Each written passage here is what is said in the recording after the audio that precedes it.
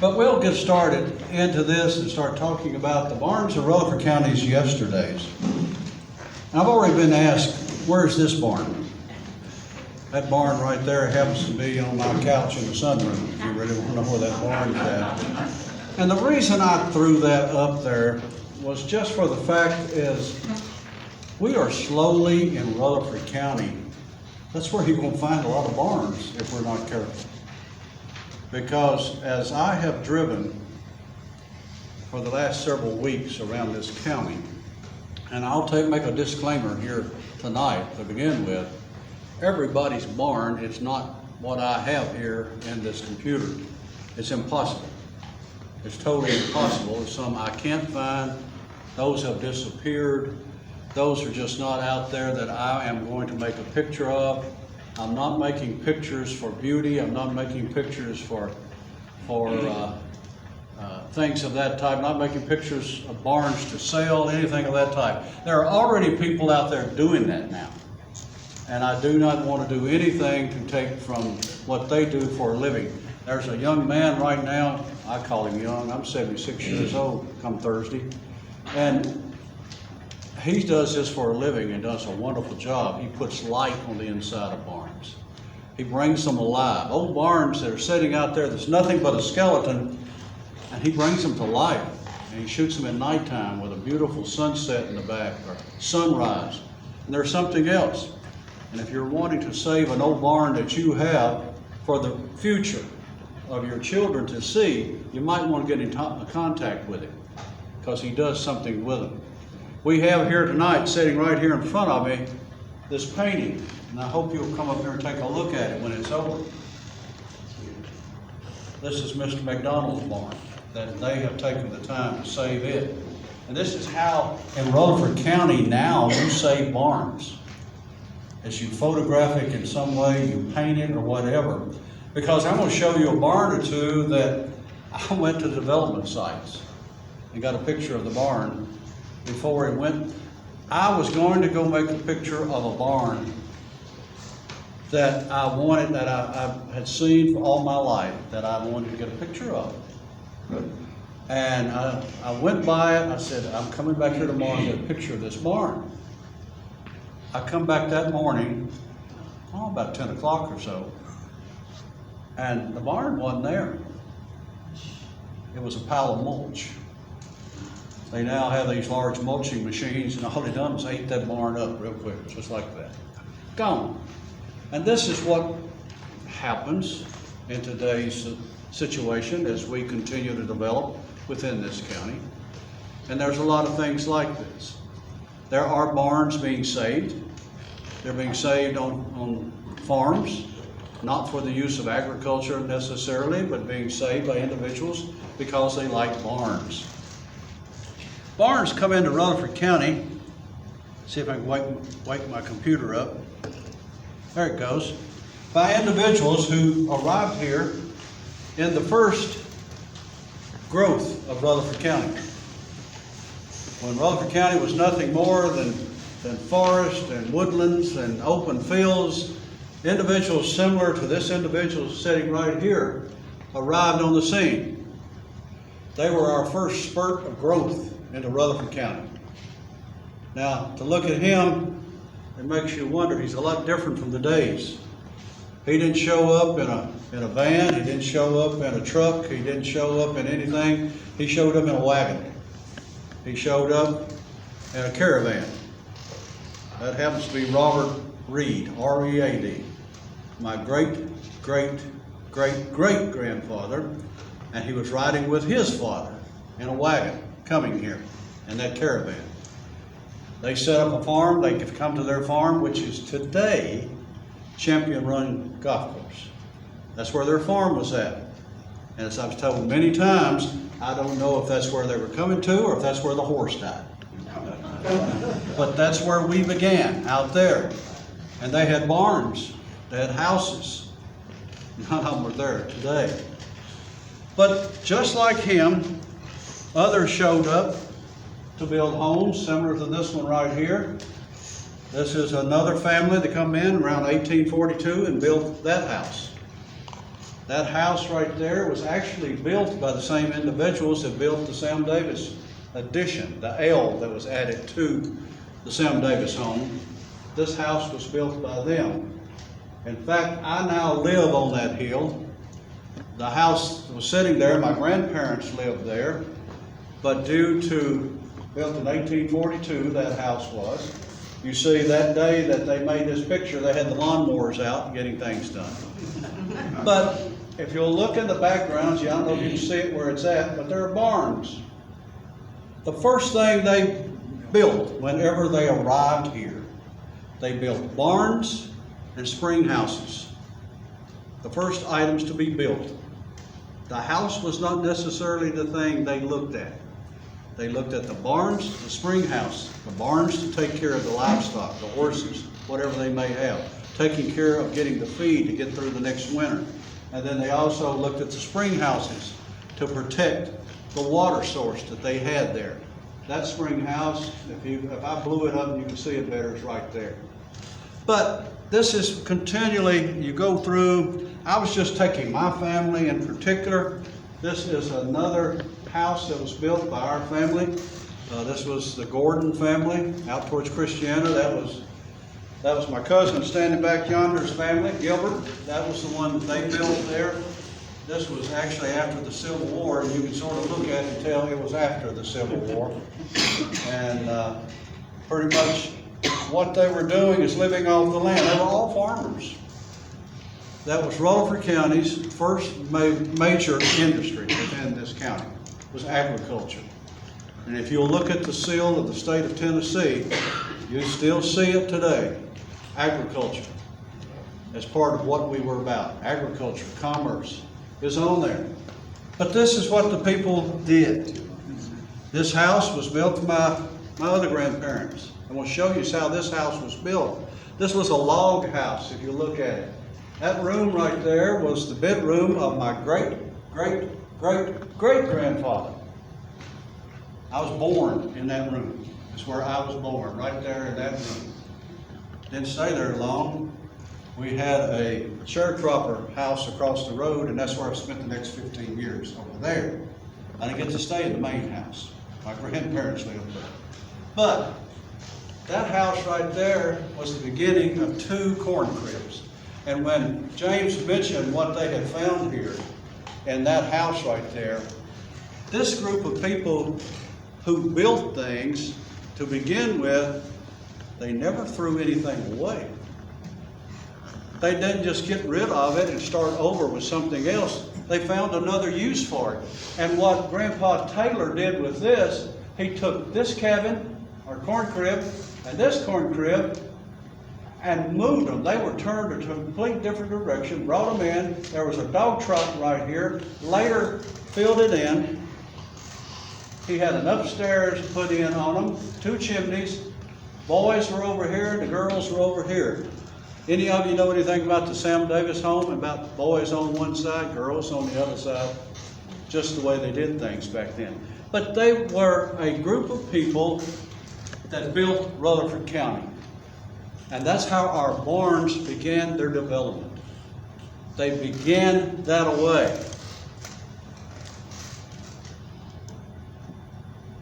I don't know if any of you have ever seen this one. This is an Appalachian barn, but these barns were actually also built here in Rutherford County.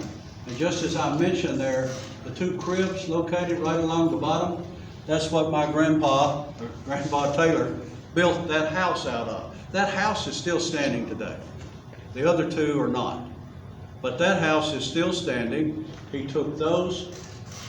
The reason they were built like this to begin with, see where the wagon's located? They were built to protect any equipment they may have had underneath it. You can still go east, go up to Cades Cove or any of those that are trying to protect any of this.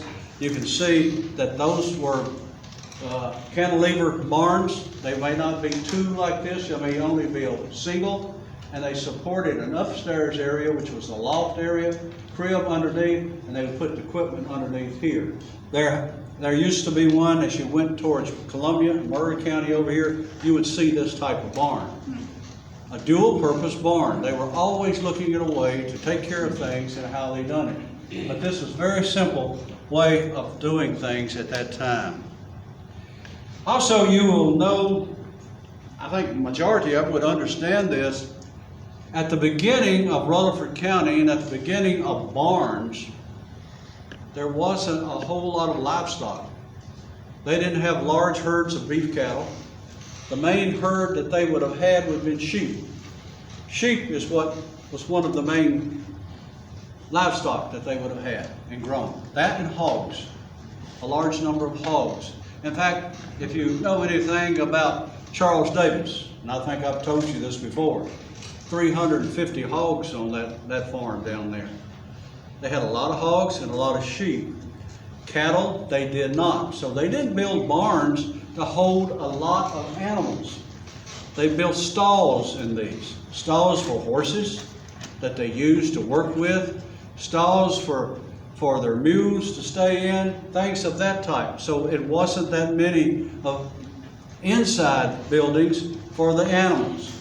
It was primarily what they had on the inside. When you look at a lot of these barns, and I'll show you some of that, it was cribs to handle corn, to feed the animals and feed the livestock. And that was the prime purpose of what they would build these barns. Barns had a general look to them as they went about building them later on. They had a general look in the way that people would build them.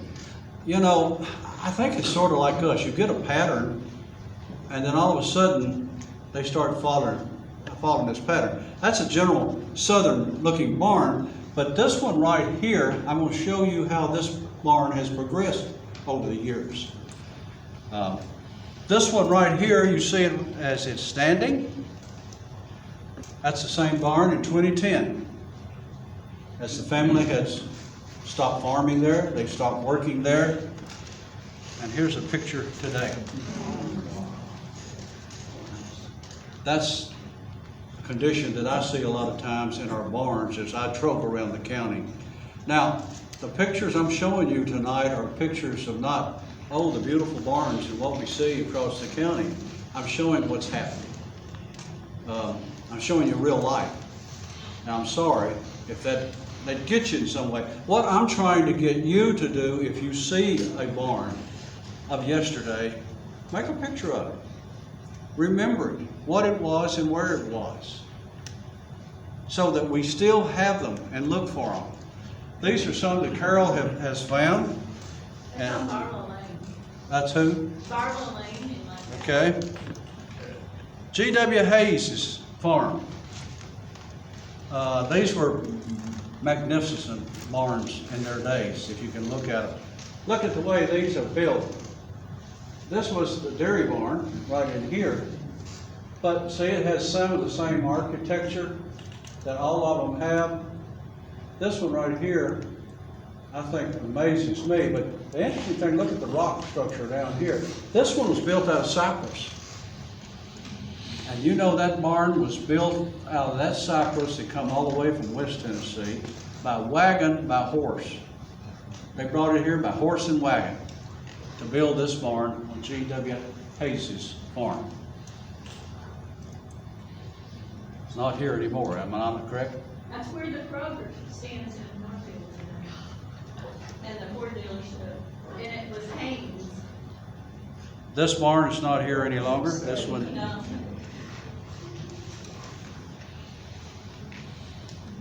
Same structures. Now, how many of you remember this one? How many were members of the Golf and Country Club?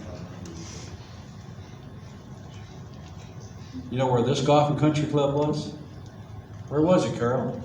It was out on Shelbyville Highway. Shelbyville Highway. This was on the Miller farm. That's the Miller House. This was on the Miller farm that I think you've written about, hadn't you? Several times. Several times. Anybody know anything about the sycamore trees? Come from this farm. Come from this farm. There are barns all in the background, back here. But this was A.M. Miller, is that correct? Or Alfred Miller. Alvin Miller. So that's another one of them. Not here anymore. Not here anymore. Same structure. And also, you can look at barns, something I learned from a book. Right here that talks all about barns. You can tell their ages. You can look at them from the way they're structured. This was added, and if you'll look real close, this was probably added back when Rutherford County went from cotton to tobacco. This little shed was added on right here. You can see right in here too, that was all changed. When we went from cotton to tobacco, we had to have places to hang the tobacco for it to take care of itself, or we could strip it later on. The barns changed in the way they were put together. Now, the reason I know this, the way I see this, when I was in about the 3rd grade in Rutherford County, I can remember about this time of the year, we got fall break.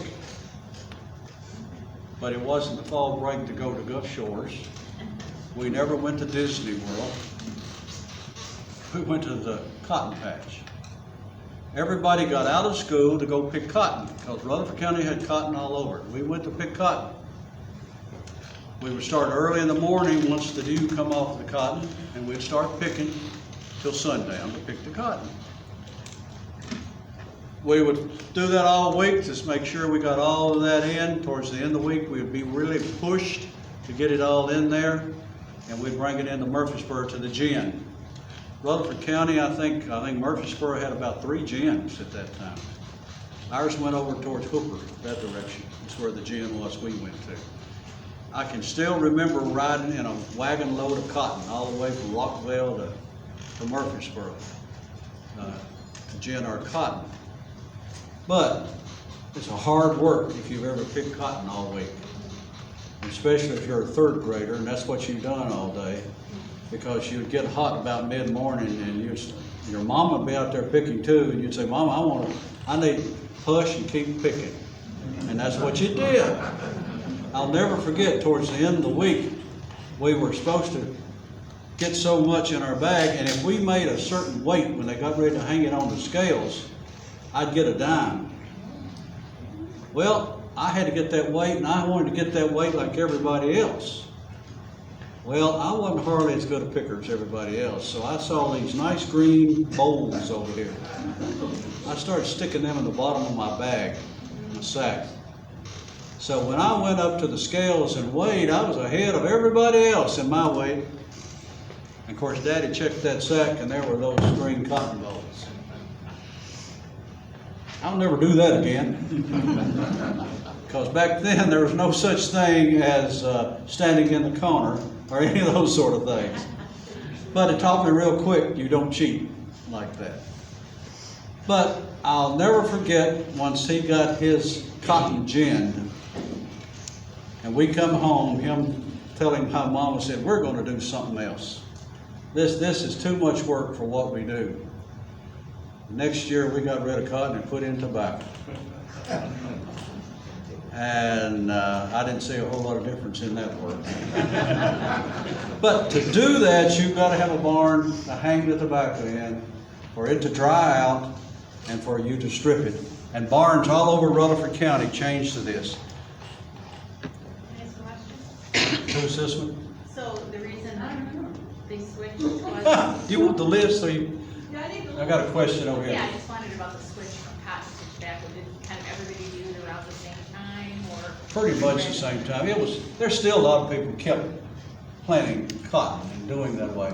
But a lot of people that had the smaller allotments of cotton, they couldn't hardly afford it. They had to go do something else. So they went to the tobacco, because it paid a lot more money than the cotton was going to get them any day. So that's what they did there, and that's how they did that. This one, I'm not exactly sure. I would like to find There that. it is. This is Hud Jarman's farm. I think that's the same farm. That's in Blackman. Huh? Dr. Shelton's farm. Yeah, okay. Yeah, that's out Blackman, isn't it? Yeah. Yeah, Blackman. And that's- You see, a lot of work had gone into these barns, at the way they would, and what they were doing.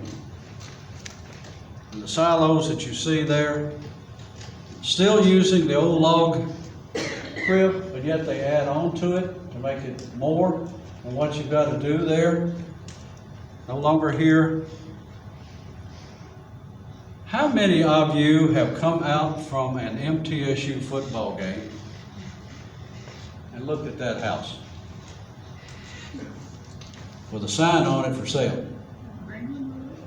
Here it is again. Plainview Stock Farm. That was a major farm right here, out there on Greenland Drive, right here in Murfreesboro. One of our main farms that we have, now gone. Now it has apartments and has everything else there.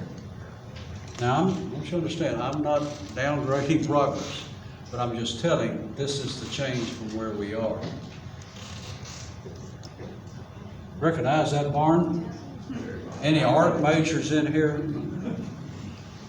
When I went to MTSU and started at MTSU, we were still having the dairy in this barn over there at MTSU. This was built when it was the Teachers College. Norman back over that way. But this was Teachers College when it was over this way. But we were still milking there when I started MTSU in 1966. And then I remember when we moved the dairy out of there and took it out here to Stark Farm out of Blackman. And then they moved the art students into the barn. And all the ag students complained about moving the art students where the cows used to be. They all said, we want the cows back. But there was a continuous confrontation between ag students and art students for some reason. But it worked perfect due to the fact of that silo right there that he turned it into a kill. But that became something quite unique in what we had there. No longer on the campus, a quite unique barn. I'm going to show you another one like this barn. That barn was built, in particular, the way that it's built there is the fact that it handled loose hay. Not square, not round, but loose hay is when you see a barn built this way, it's for loose hay. Why would you think it's designed for loose hay? No square corners. It fits perfectly for that, and I'm going to show you another reason why it works here just a little bit. Recognize this one? Sam Davis' home. This barn, as you can see, the alleyway, sheds on the side for the livestock. What do you call that? Bonnet. The bonnet. I don't know how many people I have stopped at that's moved here, and they'll have a barn like this, and I'll say, ask them, well, that's to cover up the equipment so it didn't get wet. And then I'll go through the whole process of explaining what the bonnet's for. And I'm going to show you what the bonnet's for if I've caught some of you a little short-handed there. Cabinwood Farm, dairy herd. One of the dairies is located here. Another one of the barns that's a normal cut like all the originals, but the shed's been added to the side for the dairy herds, because dairy come right, once the turn of the century come around, we started developing dairy herds in Rutherford County. By 1913, within Rutherford County, there were 85 dairy farms that decided they needed to do something about selling their milk. And they started the Rutherford County Creamery. They went out trying to find individuals to sell their milk there. By 22, they had 1,400 farms selling milk to Rutherford Creamery. The interesting fact about this is Rutherford Creamery was not the only one here. We had Carnation Milk taking milk too. Rutherford County had over 1,800 dairy farms in this county. Now you think about that, 1,800 dairies, and then you figure out the number of dairy cows that was in this county at that time.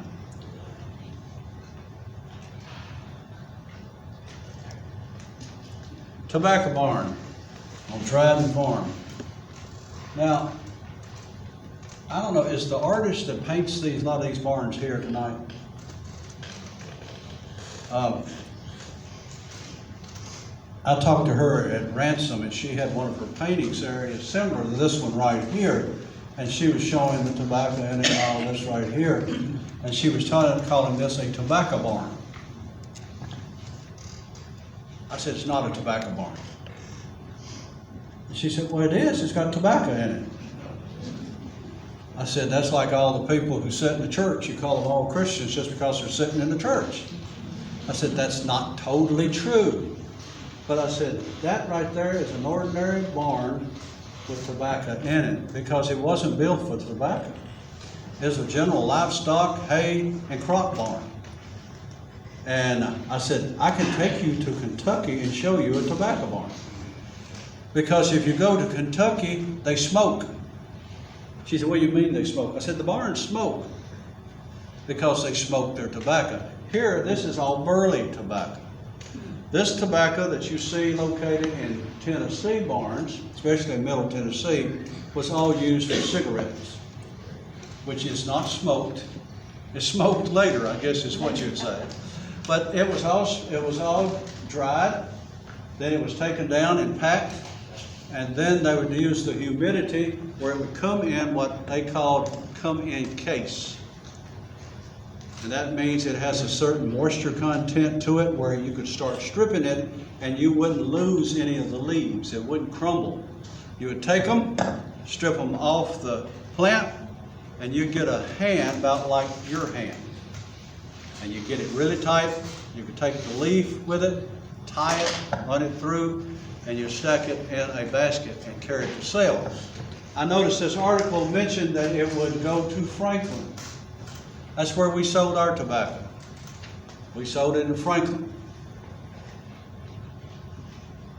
There was an art to every bit of this to do that, waiting for it to get directly in case. There was a term that was used back then, that when I was growing up, nobody had air conditioning. And at night, you would get ready to go to bed, and you'd get in your bed, and the humidity was so high that you'd climb in the sheets. Everybody would say, my bed's come in case, just like the tobacco. But this is where we went to from the cotton. And there was a lot of people that did grow tobacco within Rutherford County. And then, of course, you know what the demise of that was whenever the Surgeon General took over, whenever we went from that, and then the buyouts and how that happened from there, which basically helped the demise of a lot of the barns. They were no longer a use for them. They were no longer a use for these barns as we see here, and people no longer needed them. You were going to tell us about the bonnet. Do what? The bonnet, the reason. I'm going to show you. Okay. We'll show you in just a minute.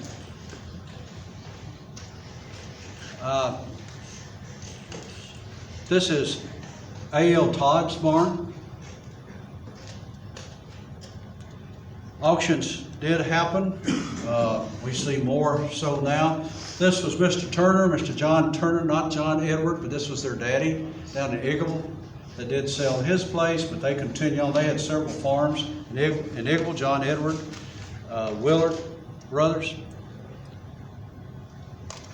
See this barn as it goes away. You see an old wagon like this. You see the rims of the wagon. I don't know how, as I was growing up, how many of these old wagons you'd see sitting around. These were the original wagons that you would have used on the farm and done that. Just the other day, I was over in what I call Carol's Antique Shop. And as I walked around, I just happened to see this sitting over in a basket. It's a wrench, but it is a blacksmith built wrench is what it is. But if you'll look at the wheel of this wagon and the lugs that you see on it, you've got to have a wrench similar to this to ever break those lugs loose. And I just had to have this wrench because I just thought it was perfect for that, and I thought, you know, for $14, I could carry that in my truck. But that is what that is for, and they just said old wrench is what it said. But it was also used for other things too, on equipment, farm equipment and other things. But this is a typical picture that you would have seen at that time with a lot of farms. As equipment, not only the barn has fallen, the equipment has too. This was just a windstorm over on Winrow Road that affected a lot of the barns. Once the tin starts leaving one of these barns, the barn starts coming down. Now, the roof is the main thing. You know, you start losing that on any piece of a building that's located anywhere. When the roof starts giving away, it starts giving away too. Now this right here is interesting. That goes back to the Haynes farm. That's a chilling house, somewhat like a spring house. But that was near their dairy. That's how they cooled the milk. I think that's an interesting building right there and how that's built. Built from those cut rock is what that is. That's a limestone building. And what it reminded me of, and I also went to get some photographs of a place that I worked on not long ago. I had to go over and take a look at this. This is over actually in Franklin, the Carton Mansion. A few years ago, I get a call from Carton Mansion asking me, could I come and consult them on their spring house? And I just thought, well, why? Why'd you call me to consult them on a spring house? They said, we have looked all over the state of Tennessee to find somebody to tell us about a spring house, and the University of Tennessee recommended you because you're about the oldest one they know that writes about old agriculture stuff, and we figured you would know about a spring house. I said, well, just so happened I've played in them, I've been around them, and I said, as I travel Tennessee, I sort of stop and look at a lot of them. I've been in several of them, so I'll be glad to look at it. What had happened to this spring house, and the spring house is right here. The only thing about Carton Mansion's spring house is it's not your normal spring house. The spring house is, and the one you saw on the Haynes farm is not your normal spring house either. They're all quite different. Most of them, the early ones, had cut rock floors in them. They had cut where they could set the milk, the buttermilk and things there in jars, and the water would come up around them, and they have shelves built out of the rocks. I'll never forget over in Murray County, I was walking through the woods looking for a dog, and all of a sudden I found all this flat rock had been all chiseled out, and here was all these little compartments, and water was running across it. And had been a spring house there at one time. I have a spring area on my farm back there that had a spring house at one time. Well, as I get there, the flood of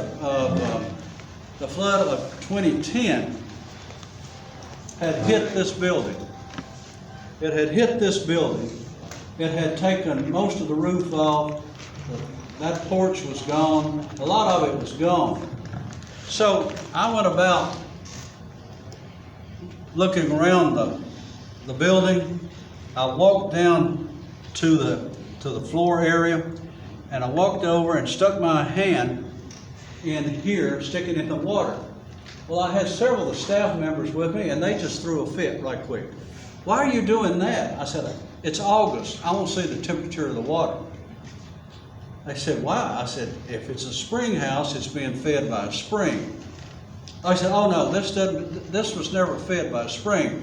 The creek is back here and it's fed by that creek. I said, they didn't build creek houses.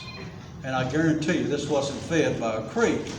Put my hand in there, this was a hot August day, and I guarantee you that water's somewhere around 50 degrees. Well, they said, I wouldn't do that at all. This place is full of lizards and snakes. I said, I've never seen a spring house that didn't have that and frogs. The more I went about and looked inside, the cut rock, everything was in here just as it would have been in the 1860s when Carton Mansion was all built in there, or 1840s. It was pretty much in bad shape. When I went around the front, I found this reservoir, as well as an area here. full of water the same way. When I got ready to leave, I noticed the back part of the building was totally gone. The roof was even gone. The top floor up here, inside here, still had plastered white paint on it. This is where they would brought all the fruit and vegetables in there to keep it. It kept cool. They had it insulated. When I got ready to leave, that building wasn't there. You could see straight up to the mansion. I told them, I said, the spring's right inside of there.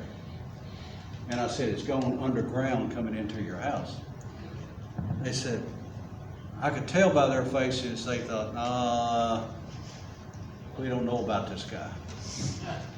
I said, okay, call me when you find out something. In February of that same year, I get a phone call from a lady. I thought she had won the lottery. She said, exactly where you told us to dig, water's gushing out the side of that hill.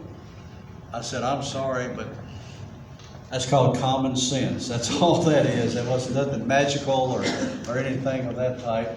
But I said, that's where your that's where your spring's coming from. They had an individual to give them $150,000 to restore that building. They've done an excellent job to it. I suggest you go down there and take a look to see what they have done. And this is what restoration does to all these old buildings. It takes money. It takes a lot of money to put them back where they were. But that one's back. They built a pump house there. They're pumping the water from that also. But it's not, they can't pump enough out. It keeps full all the time. Right up the hill, right there, that's a smokehouse, guys. I never worked in a smokehouse like that. I never seen a smokehouse like that. But that's a smokehouse.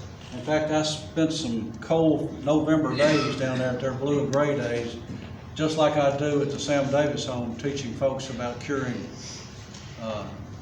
pork and how they would have used that smokehouse. But that's what that is for Carlton Mansion. The interesting thing about those two mansions, and I know I may be getting away from barns, that right there is the Sam Davis home slave quarters. And if I can go back, that was slave quarters of Carlton Mansion. Brick buildings. Difference in what you're talking about there. You're talking about a mansion and you're talking about a farm. The difference in what you would have had in those two different places. This is the smokehouse type that I grew up with, and many of you did too. This barn is located as you go back towards Kittrell. This is one that I went to look at as a planning commissioner. This land right in here was going to be used for building houses. I immediately noticed if they were going to build houses in there, they won't have to do a whole lot with the water because it was draining right through the middle of it.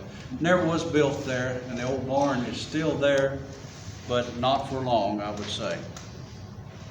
This right here is Cindy Ayers. This barn, that was built in just after the 1900s. That was all built through the family. It's still there. They're still trying their best. They're still using it for farming. And as I mentioned before, you can see what it was built for. It was built for the fact of loose hay up in here. If you'll notice the structure and how it is, it looks somewhat like the inside of a fish. But then you had your stalls in here for your animals and livestock. I told you that swine was a major livestock, many of them. What's interesting, if you go into looking at a lot of these old houses and get to the walls and move the plaster, you'll find out what kind of hogs were on those farms. Because they saved the hair from the hogs whenever they killed them, and they put it in the walls for insulation. I know on where I'm living right now, Gilbert, when we took the walls out of there, they had red hogs on that farm. So you'll find out quick what kind of animals were around. The individual that owns this one right here is here tonight. This is the Beatty farm. That's his barn right there. I know it may not look old to you, but that barn was built after the Civil War, around 1867 or so? 76. 66? 76. Yeah, but the main old part of the barn's right in here. Just as I said, it's been added onto, its need come about. Tin's been added, became made use, still in use for the farm. Side picture of the building. These are still being used for agriculture. This farm right here, this barn, this is on Snail Shell Cave Road. This barn right here, if you look at the top, it's a very old barn. It's on what was a former plantation. Tin is now coming off. I don't know the length of time on that, but give you some idea where this is at. This is the old Jackson farm on Versailles Road. And they're maintaining the old house, but some of the farm structures will have to have repair. This one right here warmed my heart. I found a barn actually being built. And this one is in Igable. And when I stopped to talk, this is Don Lamb's farm. They are farming pretty good. And I asked them, I said, "You're building a barn?" They said, "Yeah, that's Daddy's barn. He has antiques and everything we've got around here. He's moving all the antiques into the barn." And that's going to be used for antiques. That old barn's on Highway 99 on its way down. This was somebody helping me carrying my camera bag around. The black barn, that's now a place that it still holds hay and whatever. Just to remind you, they have another fall market in November on the second Saturday, not in November. This is another barn that is being saved. One thing I'm seeing where they're being saved like this is people who have moved in here and they're saving the barns. Not necessarily for agriculture, but they are saving the barns, which is good to see. This barn is out going towards Porterfield. That's a huge barn.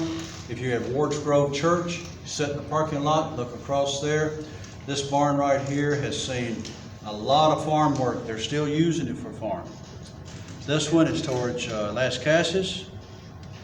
This one is on the Las Casas Highway. Barns advertise in what people think and what they support. You'll see signage. You know, a lot of people say they got hex signs up there when you see these things from Pennsylvania. No, they're not hex signs at all. They're just something to be pretty, to be used. Feeding area for cattle. Notice the silo there. That's a standard silo.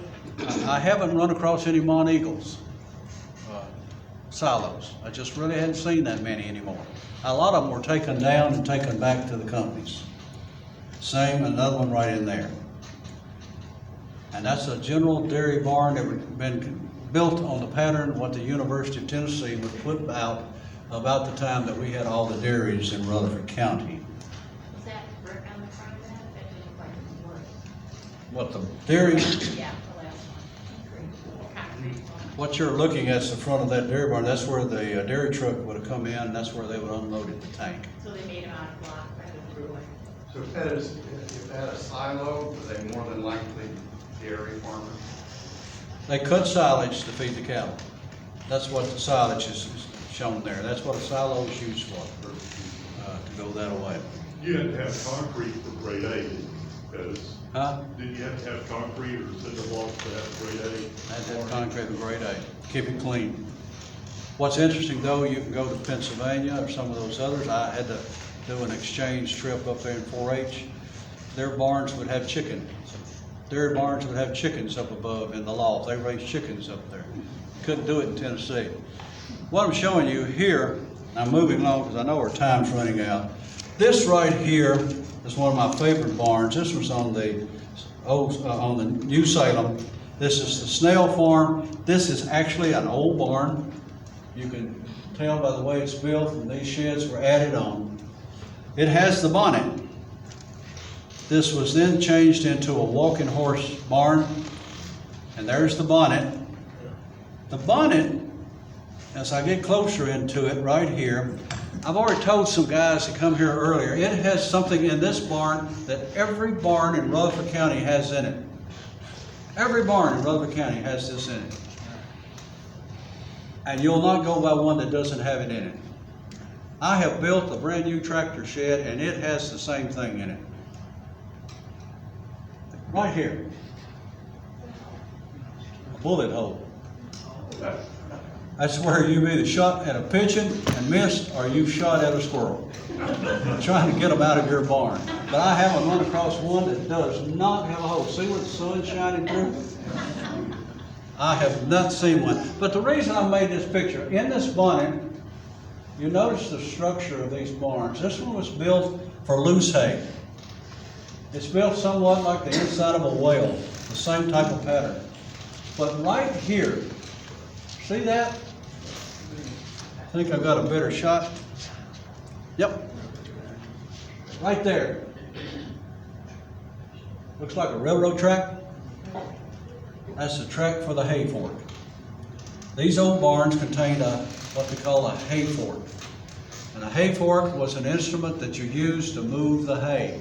The loose hay would be picked up off the wagon, brought up, and carried in. You used a mule with a rope that would pull it and pull it all the way up there. In fact, I've got an old wooden block that they also used in some of that. But you would carry that track, carry the hay on the inside, and there's the trolley. The trolley would run on that track, carrying the ropes, carrying it inside, picking up the hay and moving it forward to where they needed to go. Now, Logden, who makes these tracks, they still do. The Amish are still using them. The only thing is the forks not only pick up loose hay, they'll pick up to 8 bales at a time. Carry them inside and you just stack them. All you have to do is take one hand and move them over here, move them over there. They don't use a horse or mule to pull them. They have a tractor that pulls them back and forth. But it's the same system. I've watched the video several times. It's quite amazing. But they're using the same system, using the trolley, using that track. If you see a lot of these old barns, you'll see that track. You probably won't see the fork, because the fork was probably taken away from scrap iron somewhere. But you'll see a lot of this. But this is just something interesting that I think is quite there.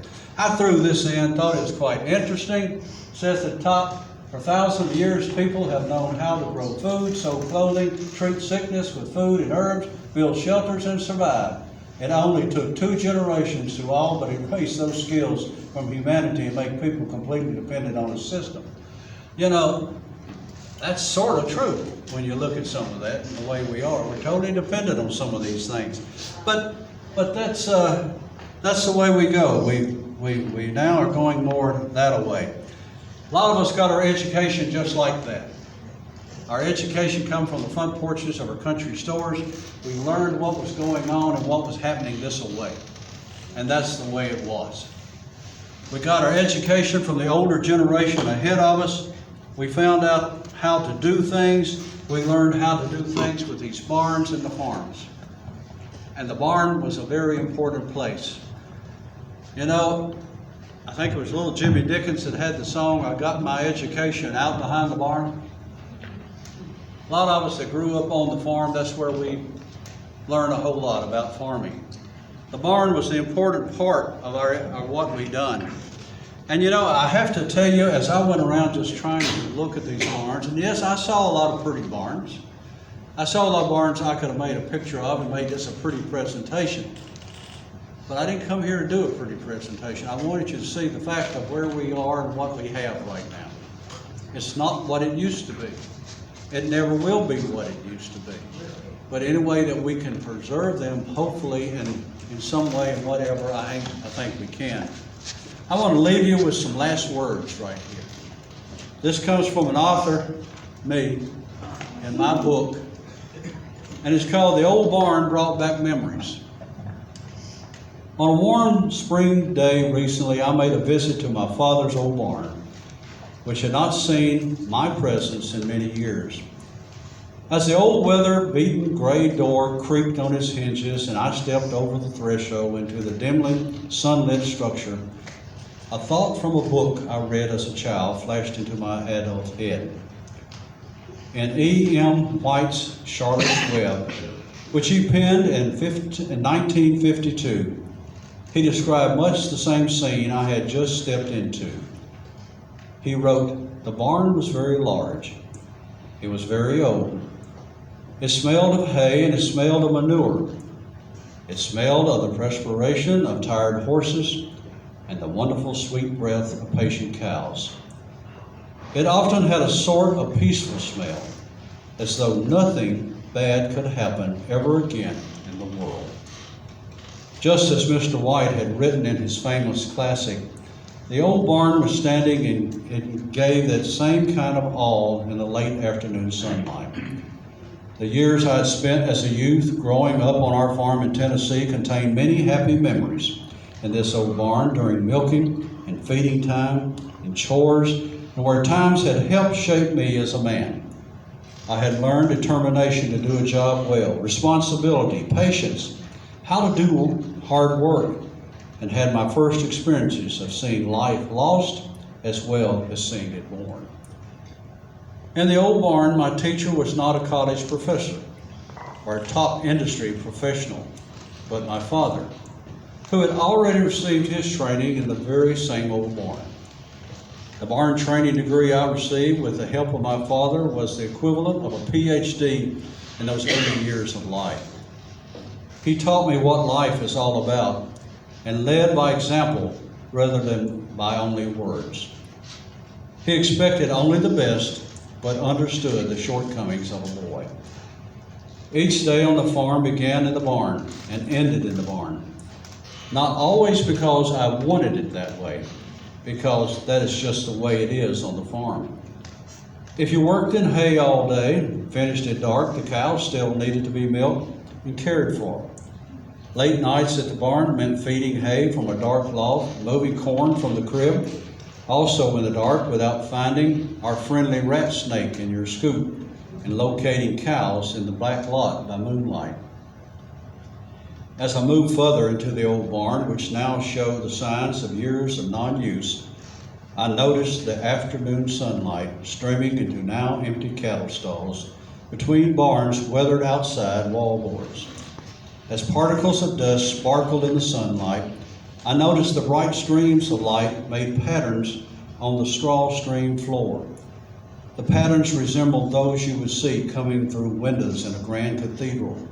Not the same grandeur, but from the times I had spent in the barns and the wonderful memories that had been made there, I showed almost the same reverence. In that barn, I had spent rainy days jumping from hay bale to hay bale in the loft and playing cowboys when I was supposed to be restacking bales for feeding. I also made major discoveries in restacking in bales for feeding, because in that barn, when I would find our old yellow cat's kittens, that barn had been the battleground of major corncob fights with my brother. Those were only battles with a farm kid would understand and appreciate. That same brother had also used that old barn to teach his younger sibling how to braid string into rope to make calf halters. I had my first experience of ownership in that barn when my father gave me my first calf to raise. And I also experienced the pain of growing up when I later had to sell that same calf to help pay for needed school supplies and clothes.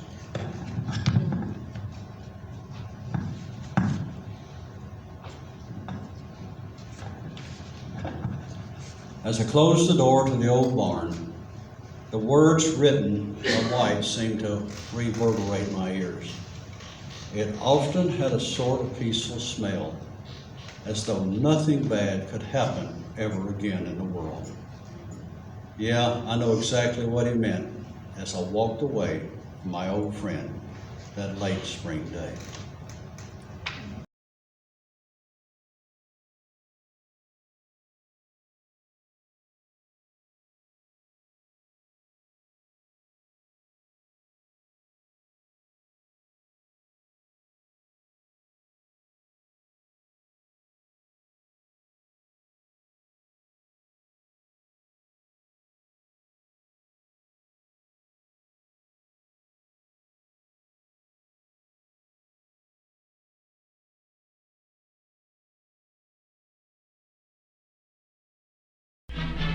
a JJV television production.